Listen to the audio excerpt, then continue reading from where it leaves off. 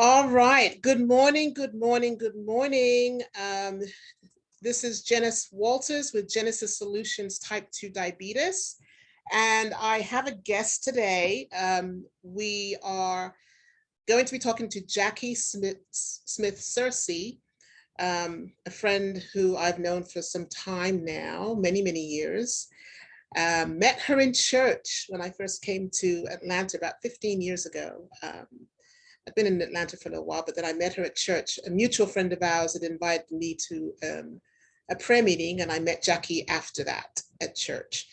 So I want to introduce Jackie. Before I do, I just want to let you all know, those of you that don't know who I am, again, my name is Jenisys Walters. I'm with Diabetes Solutions, Jenisys Solutions Type 2 Diabetes. And I am a long-term type 2 diabetic and overcame some medical challenges. And so my mission is to bring the message to this community that diabetes can be controlled and managed. It does not have to manage you.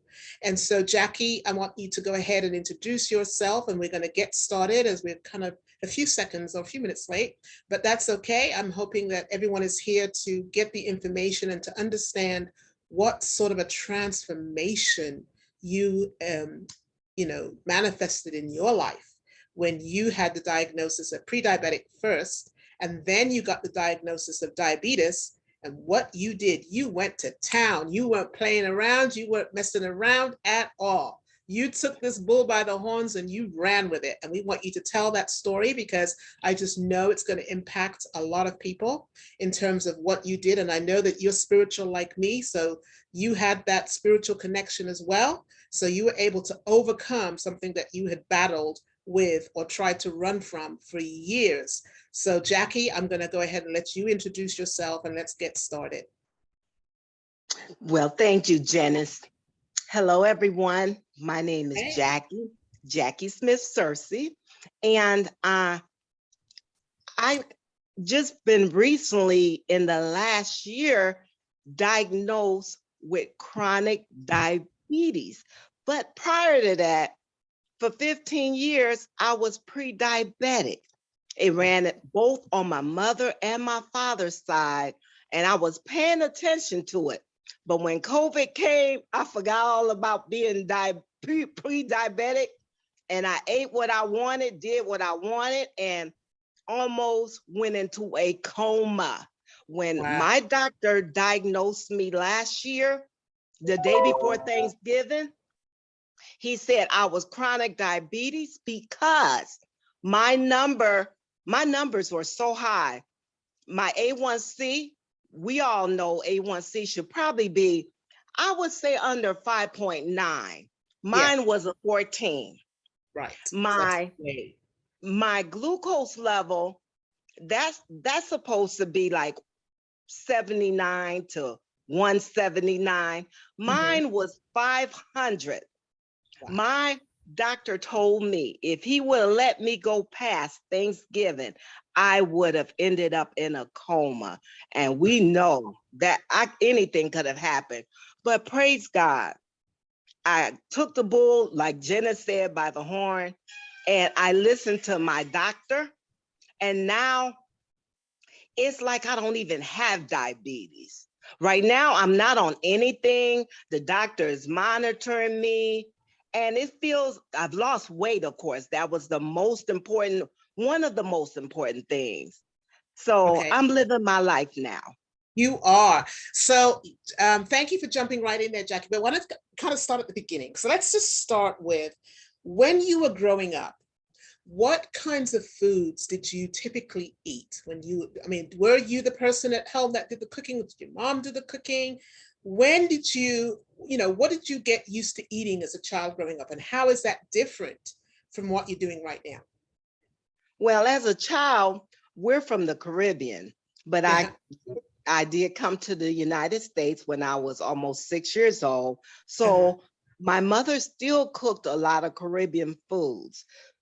So I ate a lot of rice and peas and all the staples that we eat in the Caribbean. So I was eating half good and half bad, but I still wasn't eating too bad. I didn't start eating bad until I became an adult and started cooking for my family all this high fat foods, Gotcha. pasta and spaghetti and all that. Gotcha. So So when you say you were from the Caribbean, though, what did they typically eat? Rice and beans? What did you typically eat? we ate a lot of, well, first of all, I'm from the Dominican Republic, and Gotcha. that's a Spanish country. Gotcha. So rice, Beans. beans, Yeah. chicken, a lot of pork. We ate vegetables, but it was the vegetables that was grown in the backyard. It wasn't your typical vegetables like green beans and cabbage. No, it was other, it was Caribbean staples. And Right. but it was healthy because we grew it in the backyard. And my Gotcha. mother knew how to fix it. We ate a lot of eggplant. We ate a Okay. lot of eggplant. So that food to me was very nutritious. Right. It was when I became Oh, you went mute. You hit something, you went mute. to I can't trouble. hear you. There you go. There you go. You went mute for a little bit. Something, I think you hit something and it went mute. Yes, somebody was trying to call in and I wiped them out. Okay, got it. Okay, got it. Got it. Got it. All right. So then as an adult is when you decided to, well, when you started to kind of not eat as healthy as you did when you were growing up, correct? Right. All right then. So when you became an adult, what did you start to cook? What was different? Well, I started cooking a lot of pasta because I love pasta. Uh-huh. Pasta is my favorite food. I Got still it. eat pasta today, but I don't eat white pasta. I eat brown pasta. So Got I ate a lot of spaghetti, uh, uh, ground beef. I wasn't cooking with ground turkey yet. it. So Uh-huh. pork chops, ground beef, uh, just the basic American diet. I Right. still cooked a lot of rice. I still cooked rice almost every day. We ate Wow. rice with everything because my parents ate rice with With everything. everything. Right. So that's what you were used to. But what we know now as diabetics is that the white processed flour, the white sugar, the white potatoes, all of that is not as healthy for us type 2 diabetics, right? Especially the rice. Now, for me, I can't do rice either now because rice spikes my sugar. Now, I still love rice. So I'll do more like a substitute of quinoa.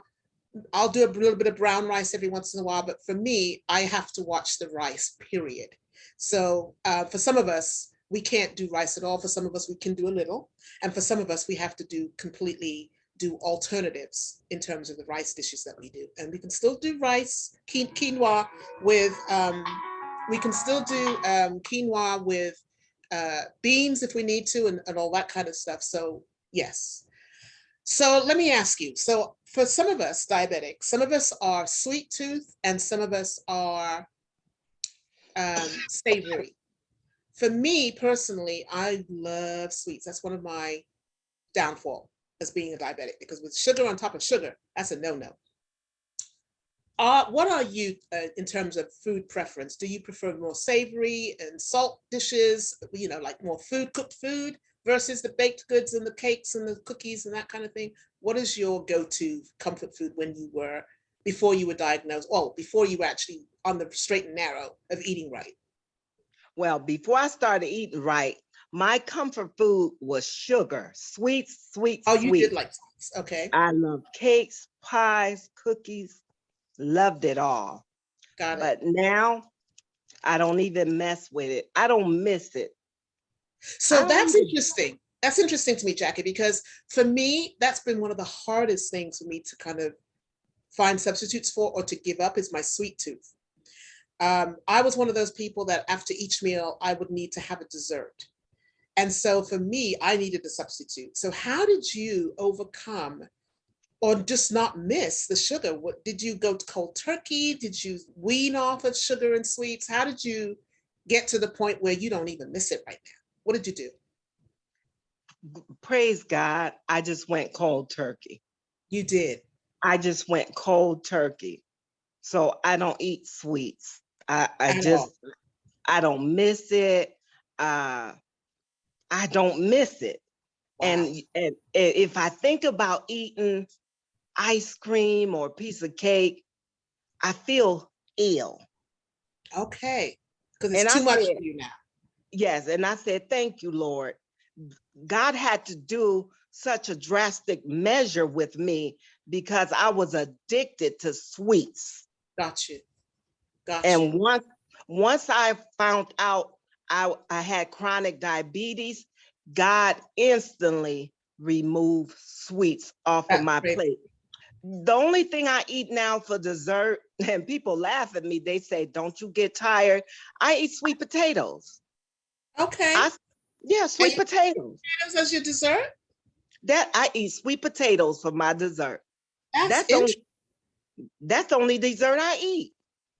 Wow, Jackie, you really went cold turkey. That for me was hard. So I've had to find substitutes. And what I found is that I found substitute sugars like allulose, which I is the closest thing to sugar that I found, stevia, the stevia plant, and monk fruit powder, which is also a good sweetening. A lot of people, and also swerve. Swerve is good, but some of the other ones I don't like the aftertaste. But some of the ones that I find more natural, I've had to find substitutes. So I'll cook my fruit or I'll, steam it down with a little bit of that in there, and it's sweet and it's fruit, but it doesn't spike my sugar like the other things would before now. So for you, that's commendable that you're able to totally give up sweets, totally give up baked goods, which was very hard for me to do. Um, Mhm. so let me ask you this question. In terms of when you heard the diagnosis, you got the pre-diagnosis years before, and you said you went for several years with that. You kind of played with that for us. Talk to us about that.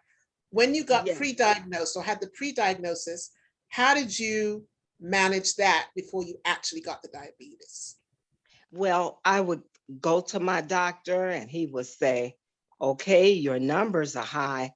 Mhm. You're considered pre-diabetic. He 15 years ago, I want to say about 16 years ago now, he Yeah. told me what I had to do so I Uh-huh. don't get diabetes. And I left his office and I did what he said. Got So you. when I went back to him for my A1C 3, 4 months later, it was back in the normal range. And I Uh, played with that for 15 years. I oh said, my. I know what to do so I can stay ahead of this thing, so I can stay ahead of the game. So Not basically, knowing, go ahead. Go ahead. not knowing that something called COVID was going to hit in 2020. It was going to take my attention completely away from eating right or from being pre-diabetic.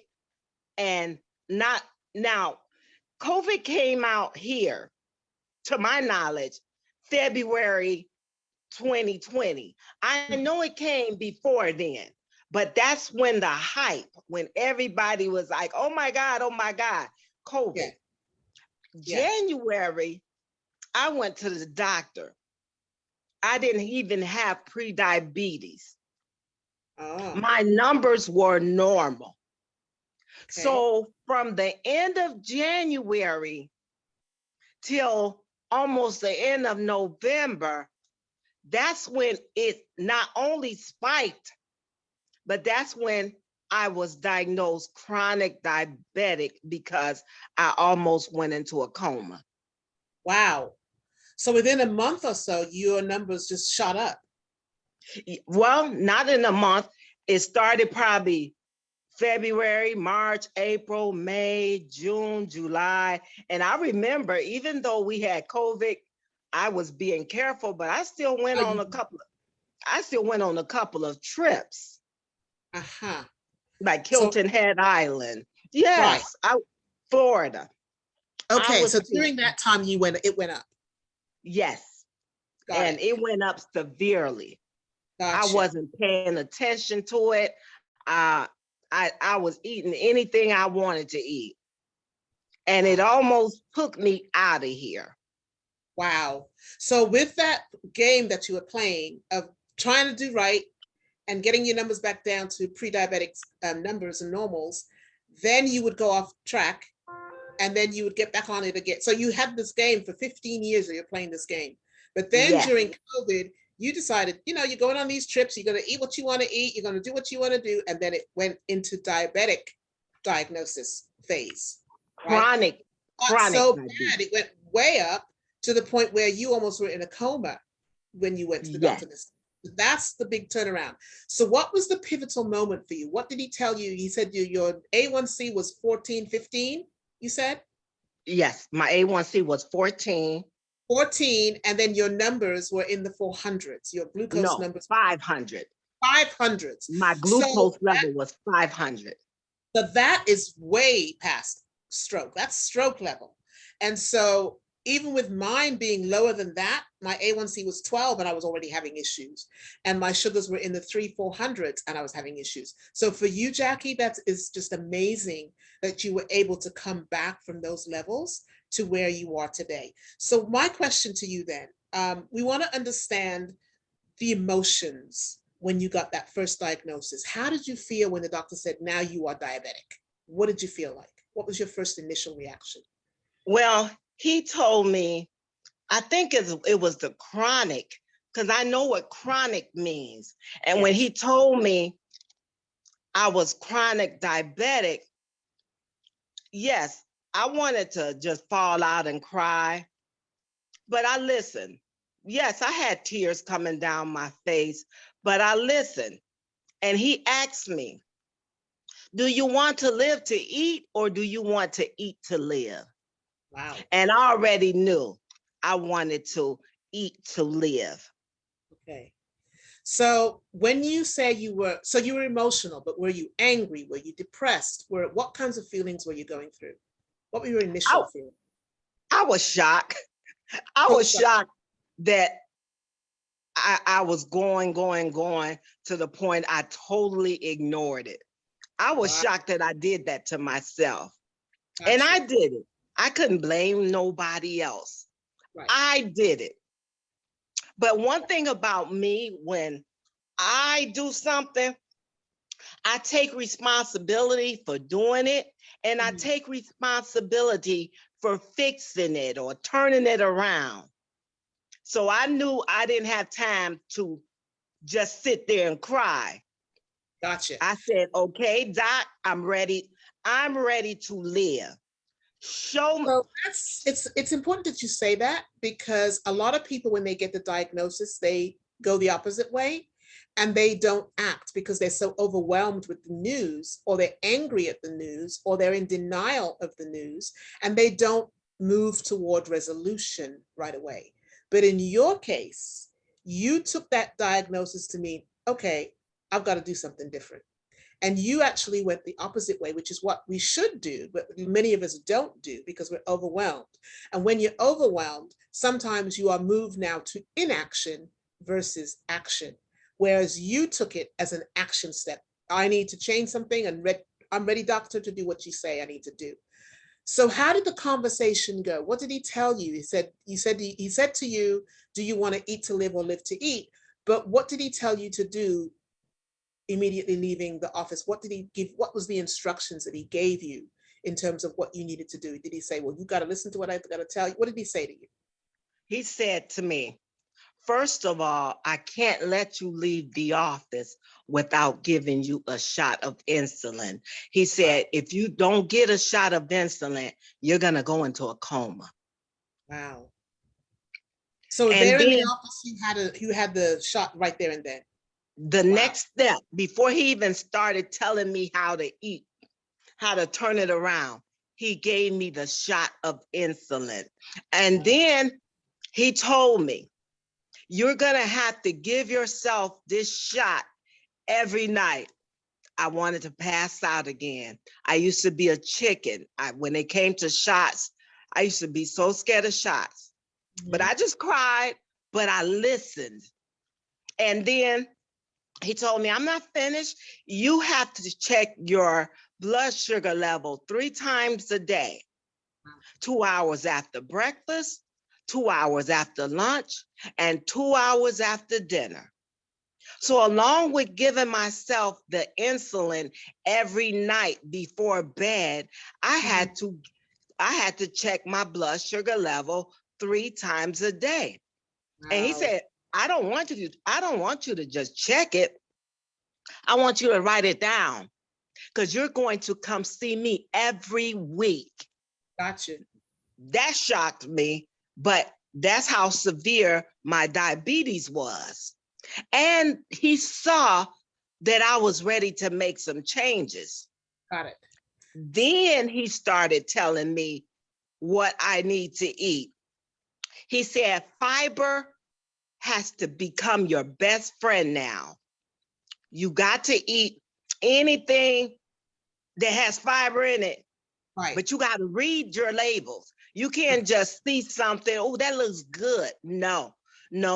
So he started, even though he said fiber is my best friend, he started with the fruits. He told me bananas, grapes, watermelon, and pineapples, they're too high in sugar for diabetics. He said diabetics should not eat any of those fruits. He said if they just crave those fruits, they gotta eat it sparingly. So give us that list again, because I want the people that are listening to understand what typically, not everyone is the same though, but in your case, and in my case too, those are some of the same fruits that I really should really not have or eat very little of. So give us the list of those things again. So grapes Okay. is, He said for diabetics, if you have diabetes, you should not eat watermelon, grapes, bananas, and pineapples because they're too high in sugar. got it. They Got will it. keep your blood sugar level high. Right. So And what I would suggest then, even given that list, and like I say, that not everybody's the same, they can probably eat a couple of those, but not everybody can. But the way to know is like what you said before that you write it down when you take your sugar 2 hours after each meal that you have, then you can quickly see if you're consistent with that, which of those foods or which of those fruits that you're eating will spike your sugar. So it's really important to establish baselines for you yes, individually. And then you can see which of those fruits and which of those things or foods that you can eat and which of those things spike your sugar. What are your trigger foods? So it's important to figure that out. And that's why writing it down, tracking it is important. So thank you for that list. So what I'd like to do is ask you what you did first then. When you went home after that meeting with your doctor and knowing and getting that first shot, what did you do immediately? well, I love writing. So I always have extra notebooks, Okay, and I got a notebook, and I started writing my meal plans. gotcha. This is the way I'm gonna eat. I'm going to eat the way the doctor told me. Wow, you wrote And that down. I wrote it down as soon as I got home. I made sure I had all my medicine, and I said, I'm gonna turn, God, you're gonna help me turn this around. And boy, did he turn it around. And I just stayed consistent.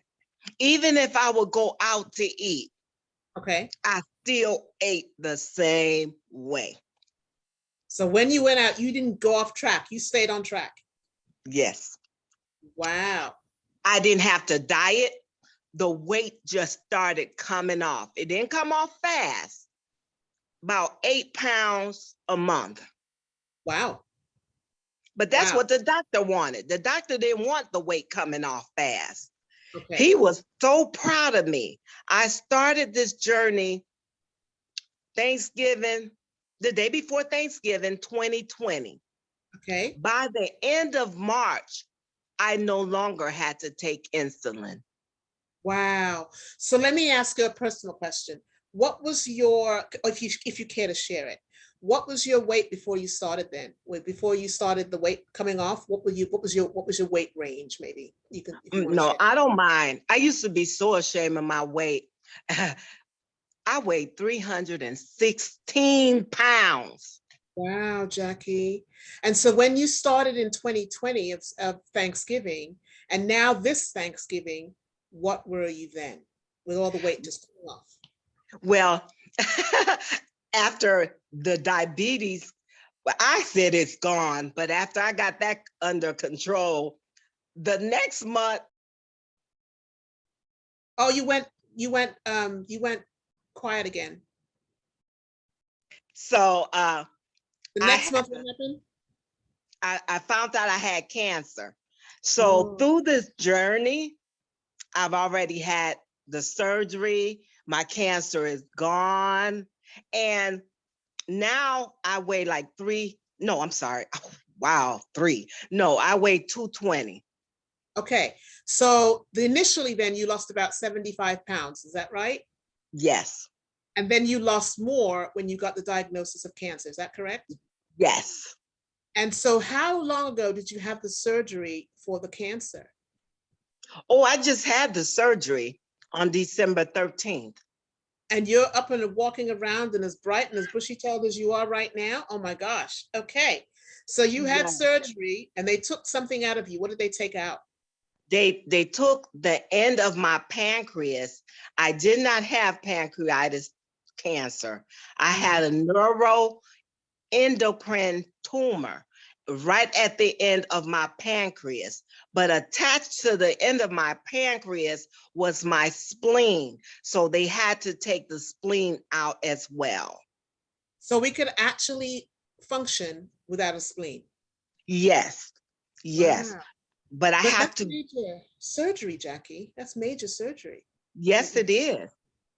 So I'm wow. still taking it easy. Yeah. And my surgeon told me, he said, when he met me, he said, you are ahead of the game. You've been Wow. working out over a year. You were doing weight training. You've been losing weight. He said, keep doing that.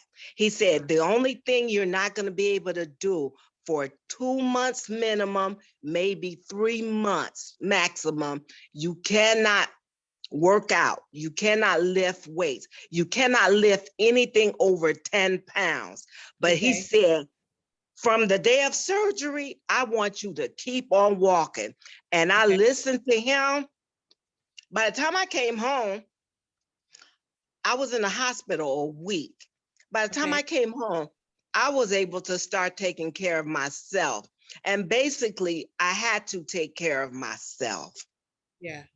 So, in other words, with you continuing to walk, even starting from the hospital following surgery, that strengthened you, obviously, because you were able to come home from the surgery after a week and immediately start taking care of yourself, which tells you that exercise and movement is really, really key in getting stronger in terms of maintaining your health, in terms of maintaining your strength, so that you could actually come home and start to take care of yourself. And that's especially after a major surgery that you had.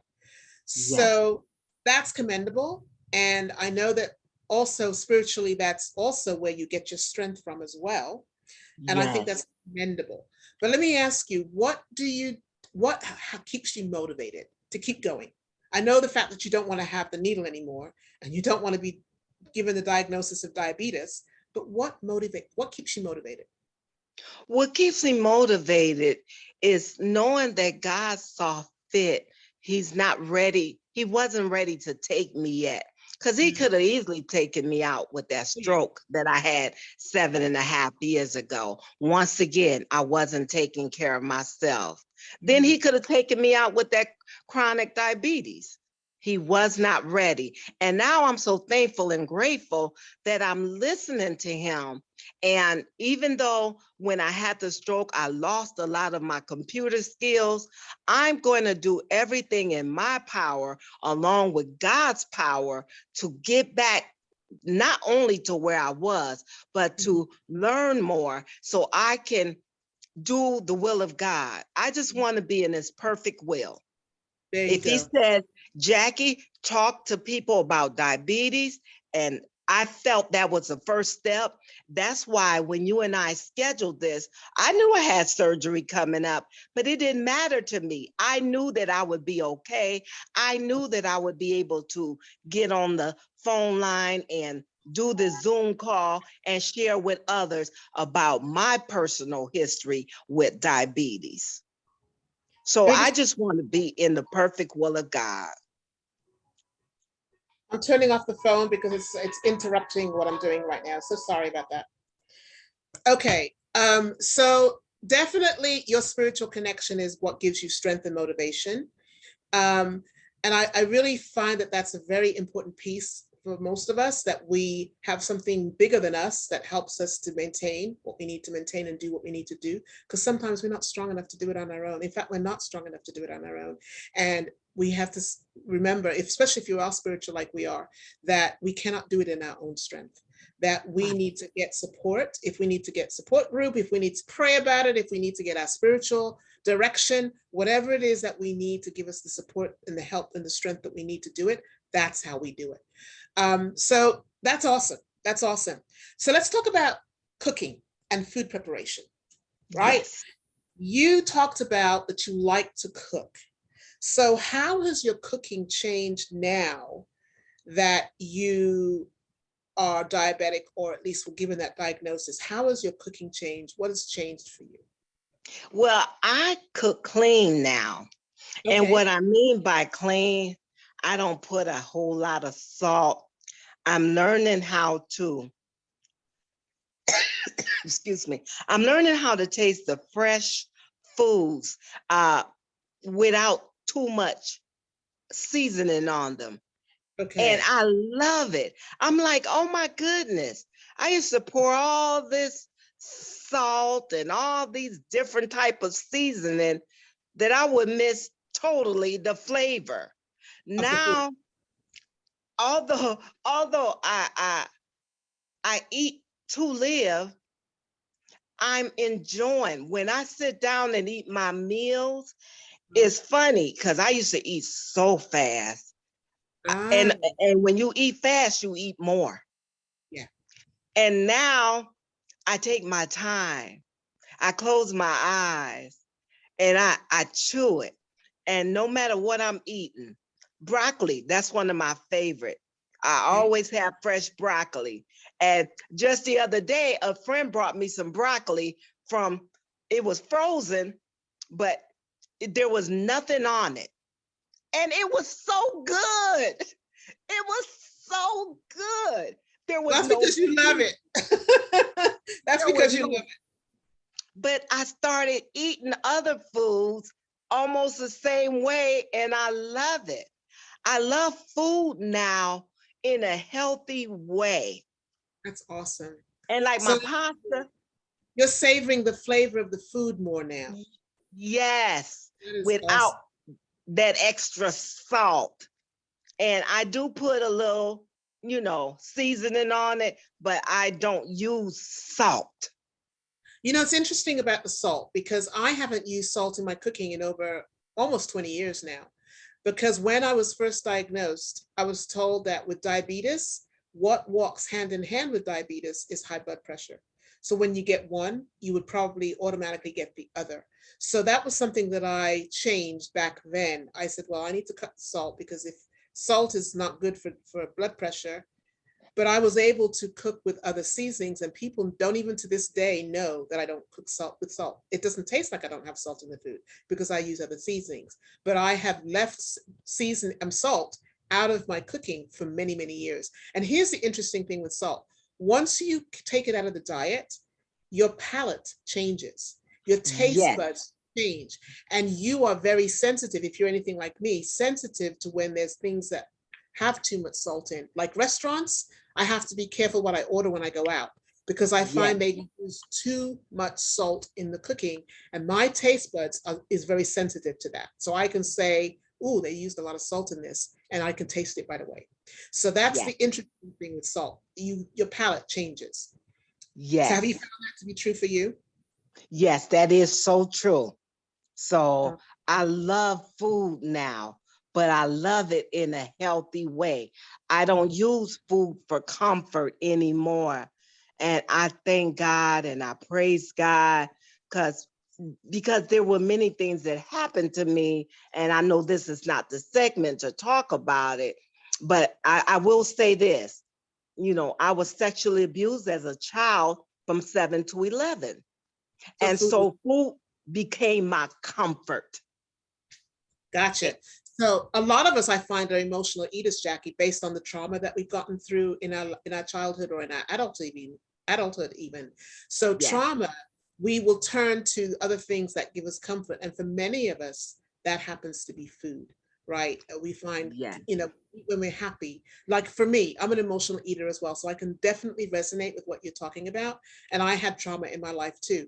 But the bottom line is that I will use food when I'm happy.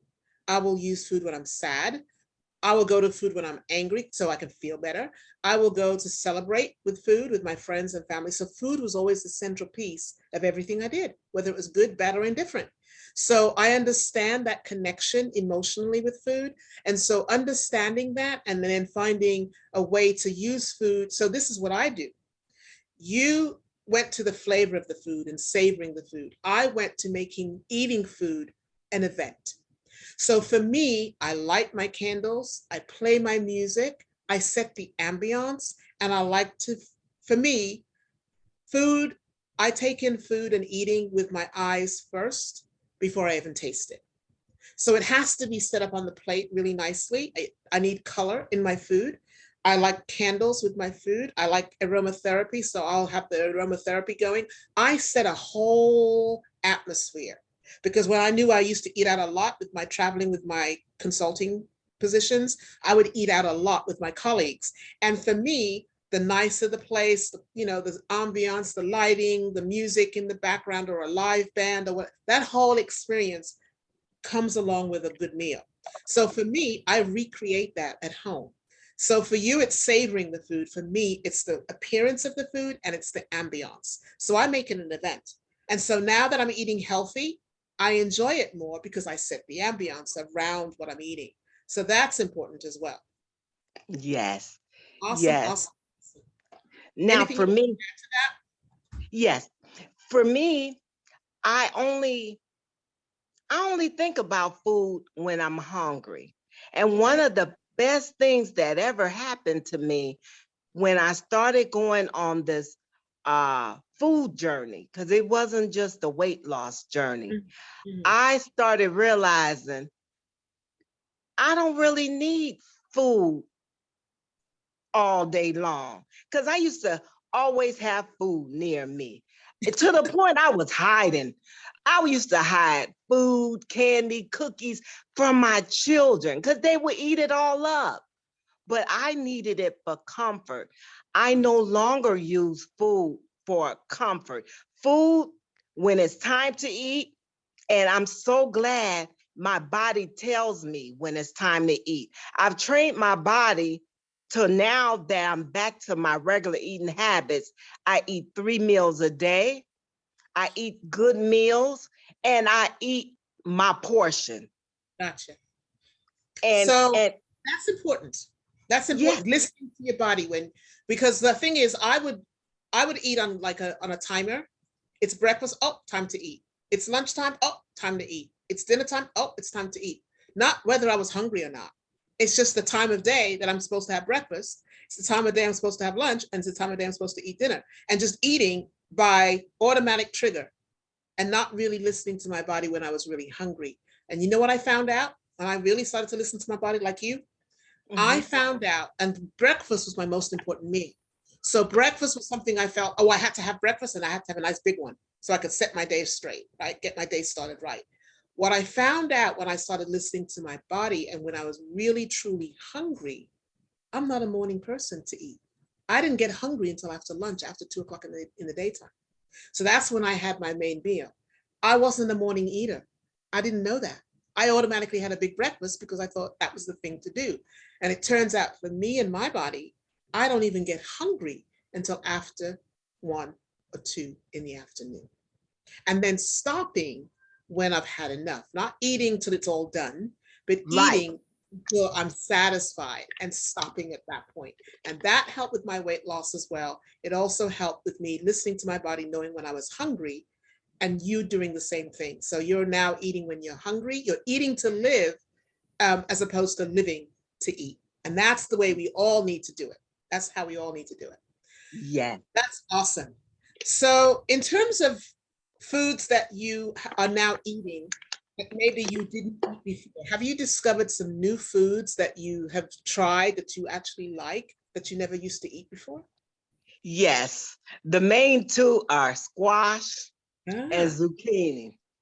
Before my eating habits changed and I started eating healthy, I mhm. couldn't stand squash. I couldn't stand zucchini.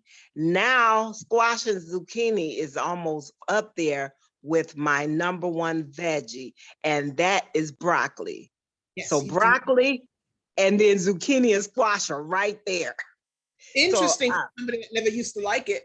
So let me ask you this question. I discovered spaghetti squash when I was discovering new foods. Do you like spaghetti squash? no, but I want to try that because I said for 2022, I'm going to be trying new healthy things. And Good. I do want to try that. That's That's you on might my list. fall in love with that. You might fall in love with, and I'll tell you how to cook it if you don't know how to cook it. I've Okay. just a few ways of how to cook that.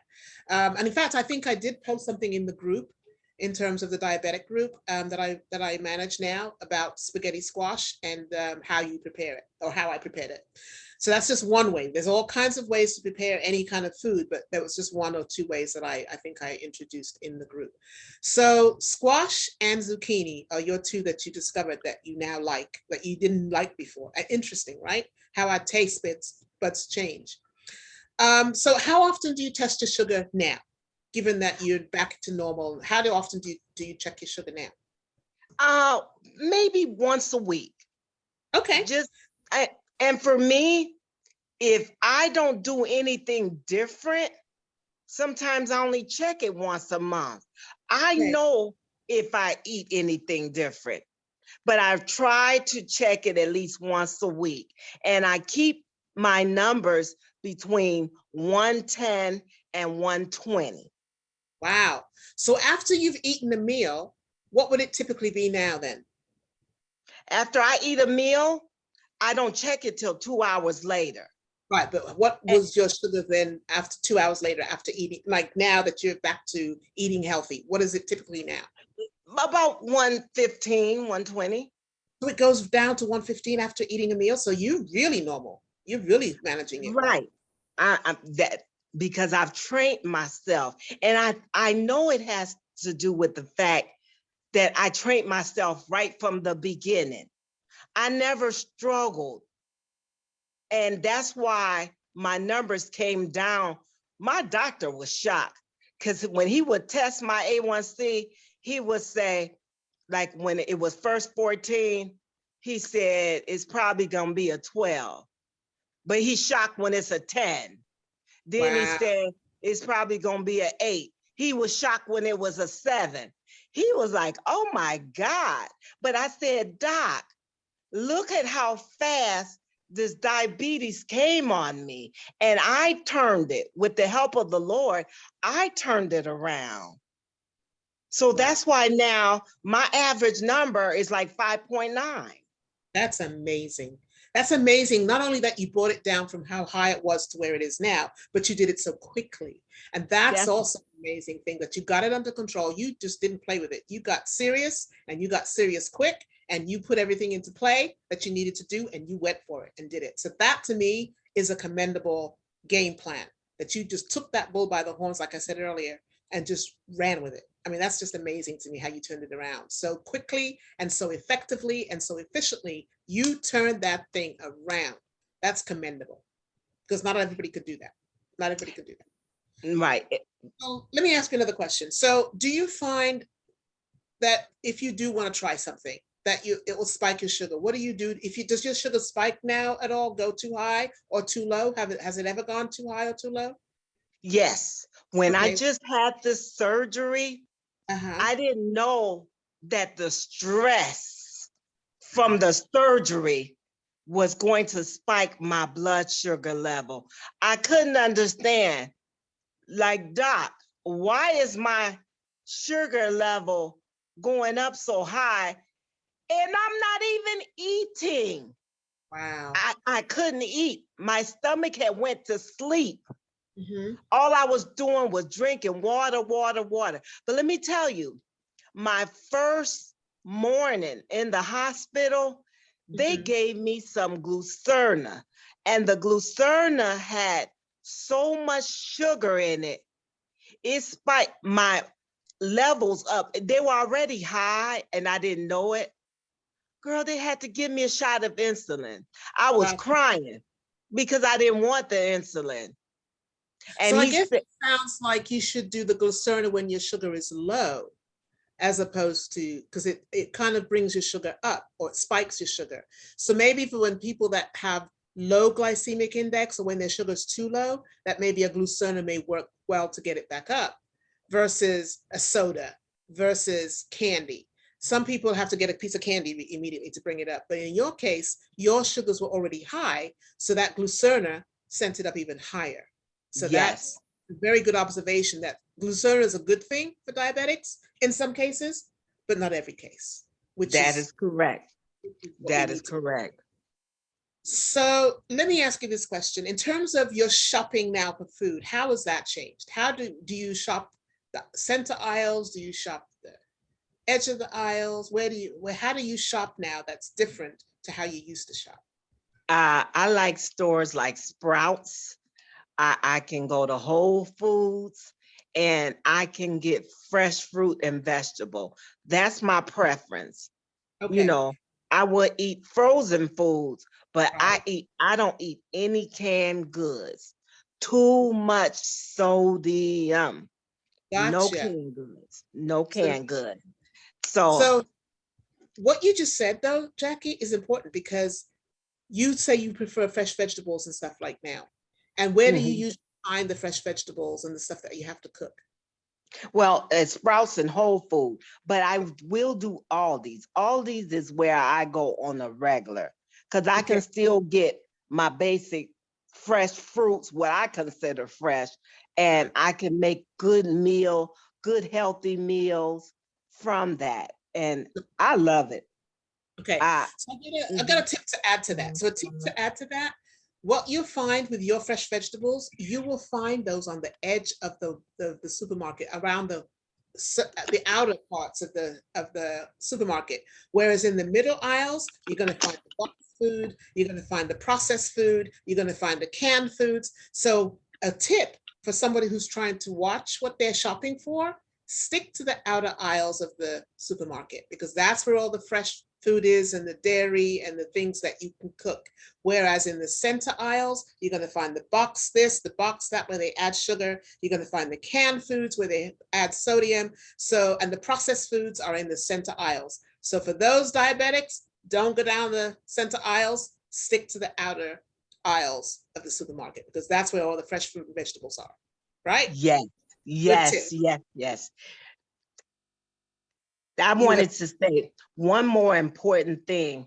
uh-huh, And for me, when I was diagnosed severe diabetic, uh-huh. I had already started an internal journey. I had just started it the same year that I was diagnosed with diabetes. And I really feel God gave me a jump start. And what I mean by that, we couldn't go anywhere. We were stuck, for lack of better words, in our houses. Yes, we And were. I have started looking inward. And I have finally decided, okay, God, you brought me a long way as far as healing from being sexually abused. But there's some other things that have came up in my life. Oh, you went mute again. You went mute again. You went mute.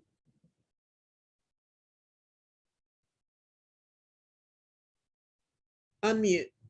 Unmute. Unmute. Unmute. Unmute. You're still muted. You're still muted, Jackie. You're still muted.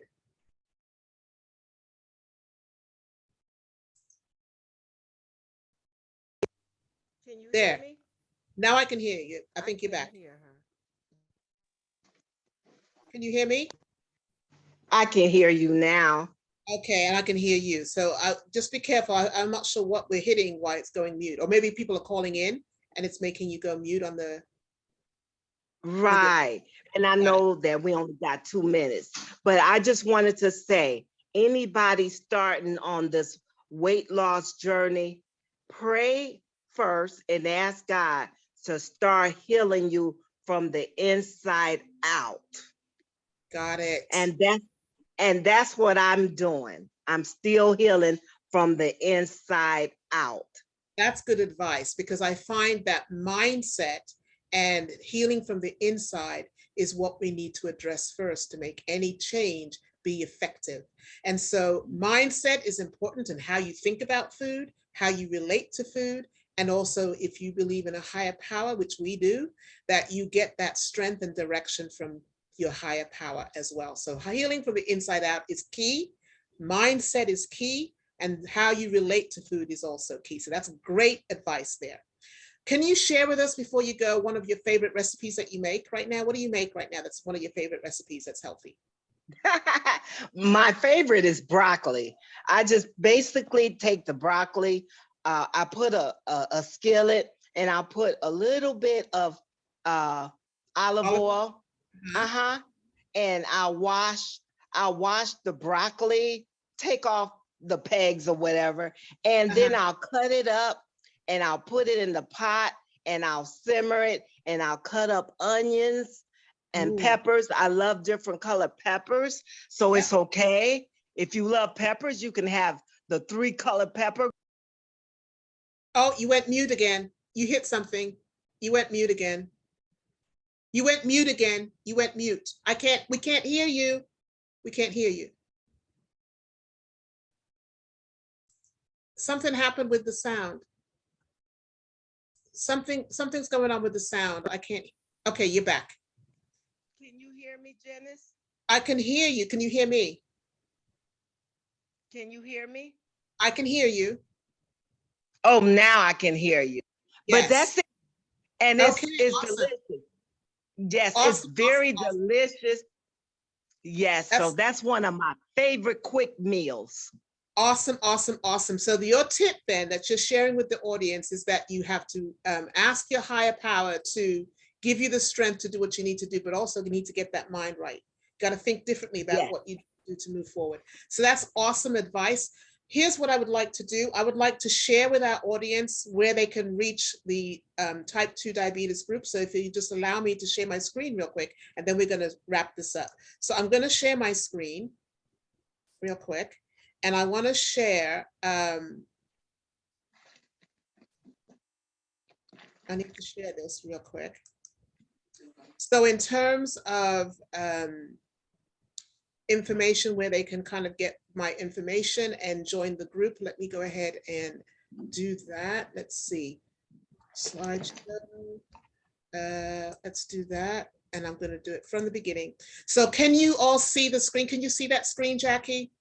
Yes. So the name of the diabetic group that I manage now is Jenisys Solutions Type 2 Diabetes. That's the spelling. It is a take on my name, which is spelled Jenice, but the name of the diabetic group is Jenisys Solutions Type 2 Diabetes. And here's the contact information where you can actually follow my information. You can get me on Instagram, Jenis.Walters. You can also get access to the diabetic recipe book if you need to get information. And what I will do is put that in Facebook in the comments so that you can get this information later. And then the diabetic group, it's Jenisys Solutions Type 2 Diabetes. And if you, I'm going to put this information again in the comments where you can click on the link and you can actually follow me at these different platforms. Okay. And then of course, I just wanted to give some information about what's coming up for the next year, for the 2022. I will be starting a podcast in January, Jenisys Speaks Diabetes. And that's coming up in January in a few weeks, where I'll be doing a weekly podcast. And then I'm going to continue with my lives every Monday at 11 o'clock Central Time, 12 o'clock Eastern Time. And then the live musings at 8:30 in the morning Central with Lois from As We Go. And then it's going to be 9:30 Eastern Time, so that we'll be doing those every morning, day before I do my live. And I hear a lot of background noise right there, Jackie. So if you're moving, if you could be it's coming through live. So just be Oh, careful with okay. and then you can actually reach us 8:30 again Central Time on Monday, or 9:30 Eastern Time for Monday meeting. The live will be on Monday from 11 o'clock Central and then 12 o'clock Eastern Time. So I'm going to put this information in the comments once I upload it to the group. So I'm going to stop sharing at this point, and then I'm going to say thank you so much, Jackie, for being with us. I see that you've disappeared on us. Where are you? Right here. Okay, thank you so much. So I just wanted to thank you, Jackie, for being on as my guest today and for sharing your story, because I do believe that your story was such a powerful one. On the Facebook page with the group, I did a little video where we could see a before and after picture of you. And maybe I could actually share that. Can I quickly share that before we go so they could see that? Yes. So let me go ahead and share my screen again and show them exactly what you did, because what you did was amazing. Nothing short of amazing what you did. So I want to be able to share that. And I'm going to go into this screen right here. And let me do this. Oh, I need to stop sharing the PowerPoint. So let me go out of the PowerPoint, close that down. And then what I want to do is just share your video in the group. Can you still see the screen? What are you seeing right now? I'm seeing the information that you shared. Okay, I'm seeing you. Okay, so let me do this. I'm getting ready to go to the doctor. Oh, okay, got you. So I'm gonna go ahead and share your information on the page really quickly and just show them a before and after. And then I'm gonna let you go so that you can make sure that you go to the doctor. But this is the page, and this is where I had your information in the comments. This is where you were. I'm gonna show your before and after really quickly. So before you lost the weight, you said you were 316 pounds, but this is how you are now. This is you when you were 75 pounds down, but this is some pictures of you where you were on your way down, but we wanted to show the pictures of you when you were heavy, but I can't even seem to find that, but here we go. So this is you with 316 pounds. Wow. Right? And this, there you go. So this is what you were before you lost all the weight. This is you at home and you were actually beginning to come down. And then this again, you were going out, dressing up to go out, but you have really transformed into a totally different person, Jackie. So down 75 pounds in this picture, and then you were down even more after your surgery. So I just wanted to share that with everybody to show them exactly that it can be done. It's possible to go down from 316 pounds down 75 pounds and down another 15, I think you told me, since then. So now you're down 90 pounds right now, which is a total transformation. And people need to understand that your story, they can do the same thing and more. Yes, and one more thing, mine did not take diet. It just took changing my eating habits. I never went on a diet. There you go. So thank you for sharing your story with us, and they can find all your information and your pictures and your transformation on the Jenisys Solutions Type 2 Diabetes Facebook group. And I'm going to go ahead and drop that information in the comments as well. But thank you, Jackie, for being with us. And I'm going to say thank you, Facebook, for being here to share Jackie's story with you and for being in attendance. And so we want to see you in the Facebook group. Come by, ask your questions. And if you want to just drop your questions in the comments in the live Facebook that we just streamed, you can do that and we will answer those questions for you. Thank you, Jackie. Thank you, everyone. I had fun, and I'll be talking with all of you some more real soon. I'm on my way to the doctor. Yes, we want to follow your progress. We're going to have you back. So thank you again. I'm going to go ahead and say goodbye right now and end the live stream. Okay. Bye-bye. Girl, you was on